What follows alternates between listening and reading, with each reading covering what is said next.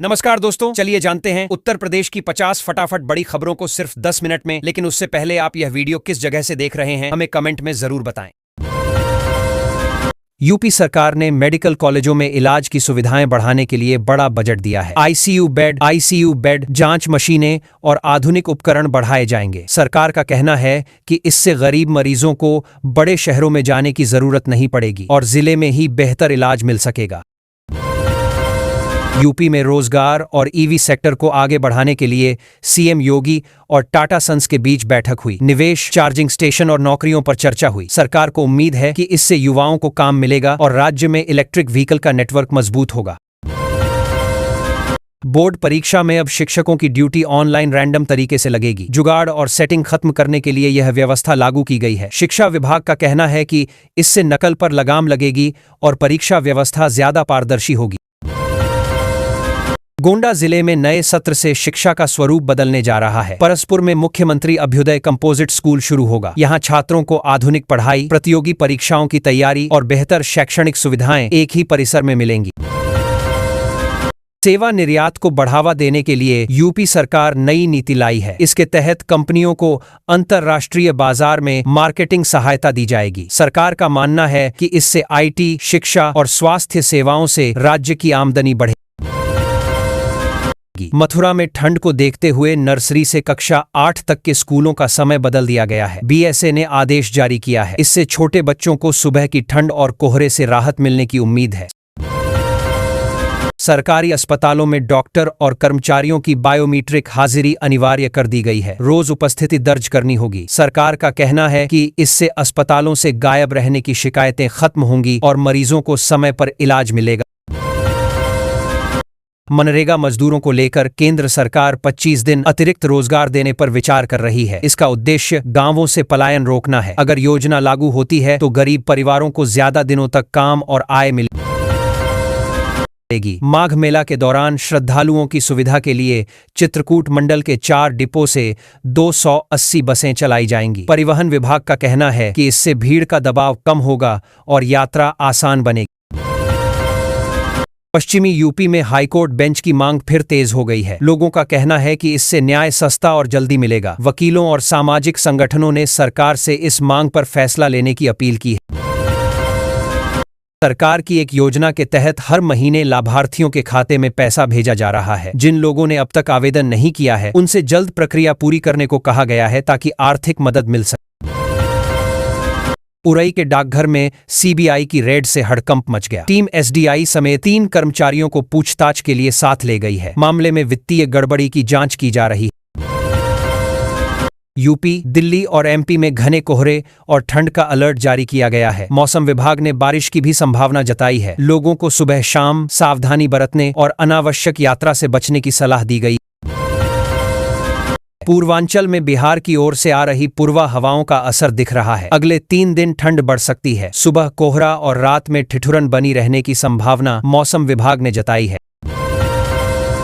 UP police computer operator भर्ती 2025 का typing test admit card जारी हो गया है। अभ्यर्थी आधिकारिक वेबसाइट से इसे डाउनलोड कर सकते हैं। परीक्षा को लेकर उम्मीदवारों में तैयारी और हलचल तेज हो गई है।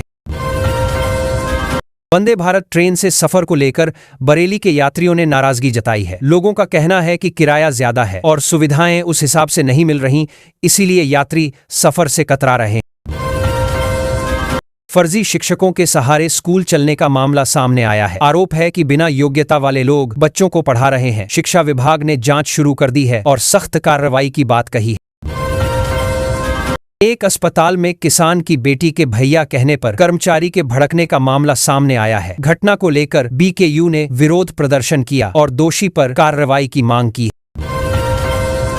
खाद्य विभाग ने 169 किलो भुना चना सीज किया है। जांच में पता चला कि चने को आर्टिफिशियल रंग से रंगा गया था। विभाग ने कहा कि मिलावटखोरों पर आगे भी सख्त कार्रवाई हो।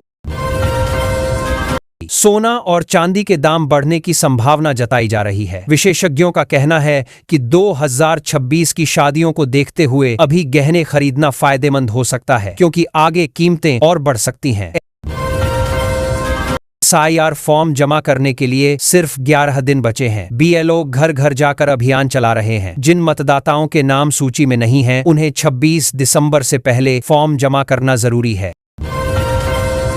उत्तर प्रदेश में सभी सरकारी कर्मचारियों के लिए बायोमीट्रिक अटेंडेंस लागू कर दी गई है। इसका मकसद लापरवाही रोकना है। सरकार का दावा है कि इस फैसले से दफ्तरों में कामकाज की स्थिति सुधरेगी। माघ मेला को सुरक्षित और सुव्यवस्थित बनाने को लेकर सरकार पूरी तरह सतर्क है। उप मुख्यमंत्री केशव प्रसाद मौर्य ने कहा कि सुरक्षा, सफाई और ट्रैफिक व्यवस्था पर खास ध्यान दिया जा रहा है ताकि श्रद्धालुओं को परेशानी न हो। यूपी में बिजली कनेक्शन को लेकर लोगों को बड़ी राहत मिलने वाली है। अब 300 मीटर तक के दायरे में नया कनेक्शन लेने के लिए एस्टीमेट बनवाने की जरूरत नहीं होगी। इससे समय, पैसा और दफ्तरों के चक्कर तीनों की बचत होगी। सीएम योगी आदित्यनाथ से टाटा सन्स के चेयरमैन की अहम मुलाकात हुई है। बैठक में यूपी में एई सिटी, सेंटर ऑफ एक्सीलेंस और हाईटेक निवेश को लेकर सहमति बनी। इससे प्रदेश में तकनीकी विकास और युवाओं के लिए नए रोजगार के रास्ते खुलेंगे। अयोध्या में टाटा समूह एक बड़ा कैंसर अस्पताल बनाने जा रहा है। खास बात यह है कि इसके लिए जमीन अयोध्या का राज परिवार मुफ्त में देगा। इससे गरीब और मध्यम वर्ग के लोगों को इलाज के लिए बाहर नहीं जाना पड़ेगा और बड़ी राहत मिलेगी। प्रदर्शन की तैयारी कर रहे कई प्रतियोगी छात्रों को पुलिस ने हिरासत में लिया है। इससे छात्रों में और नाराजगी बढ़ गई है। उनका कहना है कि वे सिर्फ अपनी मांगें शांतिपूर्वक रखना चाहते थे, लेकिन प्रशासन ने सख्ती दिखा दी। पीएससी भर्ती परीक्षा की कट ऑफ को लेकर छात्रों ने सवाल उठाए हैं। उनका आरोप है कि कम नंबर वालों का चयन हुआ, जबकि ज्यादा अंक पाने वाले बाहर रह गए। छात्रों ने इसे असमानता बताते हुए जांच और सुधार की मांग की।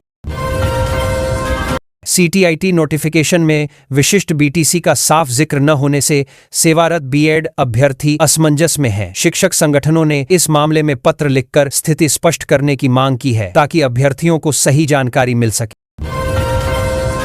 जनता इंटर कॉलेज गोपीवाला में अनियमितताओं की जांच हुई, जिसमें गड़बड़ियां सही पाई गईं। इसके बाद कॉलेज प्रबंधन को नोटिस जारी किया गया है। शिक्षा विभाग अब आगे की कार्रवाई की तैयारी में है। डीएम ने सख्त रुख अपनाते हुए लंबे समय से अनुपस्थित शिक्षिकाओं का वेतन रोक दिया है। प्रशासन का साफ कहना है कि बिना कारण गैरहाजिरी बर्दाश्त नहीं की जाएगी और नियमों का पालन सभी को करना होगा। उत्तर प्रदेश में टूरिज्म तेजी से बढ़ रहा है। इसी को देखते हुए टाटा समूह होटल और पर्यटन से जुड़े इंफ्रास्ट्रक्चर में बड़ा निवेश करेगा। इससे स्थानीय लोगों को रोजगार मिलेगा और यूपी की अर्थव्यवस्था को भी सीधा फायदा होगा। यूपीसीडा ने प्रदेश में 4 नई लॉजिस्टिक्स परियोजनाओं को मंजूरी दी है। करीब 1100 करोड़ रुपए का निवेश होगा। इससे उद्योगों को बेहतर सुविधाएं मिलेंगी, माल ढुलाई आसान होगी और हजारों लोगों को रोजगार मिलने की उम्मीद। माघ मेला 2026 को लेकर सरकार ने अभी से तैयारियां शुरू कर दी हैं। आजमगढ़ से प्रयागराज जाने के लिए 400 बसें चलाई जाएंगी। इससे श्रद्धालुओं को आने जाने में आसानी होगी और भीड़ को बेहतर तरीके से संभाला जा सकेगा। गोरखपुर आईएम्स ने मरीजों के लिए बड़ी सुविधा शुरू की है। अब जांच रिपोर्ट मोबाइल पर ही मिल जाएगी। इससे मरीजों को अस्पताल के चक्कर नहीं लगाने पड़ेंगे और समय भी बचेगा। खासकर दूर दराज से आने वालों को राहत मिलेगी। कमला पुल पर पान मसाला से भरा एक ट्रक अचानक पलट गया। सड़क पर सामान फैल गया, जिससे काफी देर तक जाम लगा रहा। पुलिस और प्रशासन ने मौके पर पहुंचकर यातायात संभाला। गनीमत रही कि इस हादसे में कोई जान माल का नुकसान नहीं हुआ। यूपी में एक सरकारी स्कूल की टीचर 4 साल से बिना बताए गैर हाजिर चल रही थी। जब मामला सामने आया तो बीएसए ने उन्हें निलंबित कर दिया। इस कार्रवाई के बाद शिक्षा विभाग में हड़कंप मचा है और अन्य शिक्षकों में भी संदेश गया है। यूपी में 4 करोड़ वोटरों के लापता होने का मुद्दा राजनीतिक गर्मी बढ़ा रहा है। मुख्यमंत्री योगी की चिंता बढ़ी है, वहीं अखिलेश यादव ने इस पर तंज कसा है। सर को लेकर सरकार और विपक्ष आमने सामने आ गए हैं। अब पीएससी को लेकर प्रयागराज में माहौल लगातार गर्म होता जा रहा है। प्रतियोगी छात्रों का गुस्सा फूट पड़ा है। पुलिस अलर्ट पर है और आयोग छात्रों के आक्रोश का केंद्र बना हुआ है। हालात तनावपूर्ण बने हुए हैं। योगी सरकार ने बुजुर्गों के लिए बड़ा फैसला लिया है। अब वृद्धावस्था पेंशन के लिए अलग से आवेदन करने की जरूरत नहीं होगी, जिनका नाम सरकारी रिकॉर्ड में है। सरकार ने यूपी में सरकारी कर्मचारियों की हड़ताल पर 6 महीने के लिए रोक लगा दी है। एस्मा लागू होने से अब कोई कर्मचारी हड़ताल नहीं कर सकेगा। सरकार का कहना है कि इससे जरूरी सेवाएं प्रभावित नहीं होंगी और आम जनता को परेशानी से बचाया जा सकेगा। बनेगा। स्मार्ट यूपी स्मार्ट स्टूडेंट्स योजना के तहत अब गांव-गांव डिजिटल पढ़ाई को बढ़ावा दिया जा रहा है। लर्निंग हब बनाए जा रहे हैं जहां बच्चे ऑनलाइन पढ़ाई कर सकेंगे। इससे गांव के बच्चों को भी शहर जैसी शिक्षा का मौका मिल रहा है। युवाओं को उद्यमी बनाने की योजना पर फिलहाल ब्रेक लग गया है। बैंकों की वजह से करीब 2,960 युवा उद्यमियों के लोन आवेदन अटके हुए हैं। युवा सरकार से मांग कर रहे हैं कि बैंकों को निर्देश दिए जाएं ताकि उनका बिजनेस शुरू हो सके। वैध प्रशिक्षण लेने के बाद भी शिक्षकों को दोबारा ब्रिज कोर्स करने के निर्देश दिए गए हैं। इसे लेकर सवाल उठ रहे हैं। शिक्षकों का कहना है कि पहले ही प्रशिक्षण हो चुका है, फिर दोबारा कोर्स का क्या मतलब है। आवेदन की आखिरी तारीख 25 दिसंबर है। मुख्यमंत्री योगी आदित्यनाथ ने जनता दर्शन में खुद फरियादियों से मुलाकात की। उन्होंने भरोसा दिलाया कि हर शिकायत का सही तरीके से समाधान होगा। अधिकारियों को साफ निर्देश दिए गए कि किसी भी गरीब या जरूरतमंद को टालना नहीं है। सीएम योगी ने कार्यकर्ताओं को बूथ स्तर पर जीत की तैयारी का मंत्र दिया। उन्होंने कहा कि एसआईआर और मतदाता सूची पर खास ध्यान देना होगा। जो भी पात्र व्यक्ति छूट गया है उसका नाम वोटर लिस्ट में जरूर जुड़वाया जाए। योगी आदित्यनाथ ने बताया कि यूपी में करीब 4 करोड़ मतदाता कम हो गए हैं। उन्होंने कार्यकर्ताओं से कहा कि ऐसे लोगों को फिर से वोटर बनवाया जाए। यह लोकतंत्र के लिए जरूरी है और चुनाव में भी इसका बड़ा असर पड़ेगा। मतदाता सूची 5 तरह की होती है और हर एक की प्रक्रिया अलग होती है। अगर नाम कट गया है या गलती है तो घबराने की जरूरत नहीं। सही फॉर्म भरकर तय समय में सुधार कराया जा सकता है। बस जानकारी होना जरूरी है। मुख्यमंत्री मोहन यादव बदलते बीजेपी संगठन के बीच वाराणसी पहुंचे। उन्होंने बाबा विश्वनाथ के दर्शन किए और पार्टी नेताओं से मुलाकात की। माना जा रहा है कि इस दौरे का मकसद संगठन को मजबूत करना और आगामी रणनीति पर चर्चा करना है। प्रयागराज को अब दुनिया के बड़े पर्यटन केंद्र के रूप में तैयार किया जा रहा है। माघ मेला 2026 में रिकॉर्ड तोड़ भीड़ आने की उम्मीद है। सरकार सुविधाएं बढ़ा रही है ताकि देश विदेश से आने वाले श्रद्धालुओं को परेशानी न हो। अनिरुद्धाचार्य ने मीडिया से बात करते हुए बड़ा आरोप लगाया है। उन्होंने कहा कि उनके खिलाफ हत्या कराने का झूठा आरोप लगाया गया है। वृंदावन कोतवाली पहुंचकर उन्होंने पूरे मामले की जांच की मांग की है। एसपी दफ्तर के बाहर प्रदर्शन कर रहे छात्रों को पुलिस ने खदेड़ दिया। कुछ छात्रों को हिरासत में भी लिया गया। छात्र परीक्षा और भर्ती प्रक्रिया में सुधार की मांग पर अड़े हुए हैं। गांवों में अब लोगों की खरीदारी बढ़ने लगी है। बाइक, मोबाइल और फ्रिज जैसी चीजें ज्यादा खरीदी जा रही हैं। इससे साफ है कि गरीब और अमीर के बीच की खाई कुछ हद तक कम हुई है।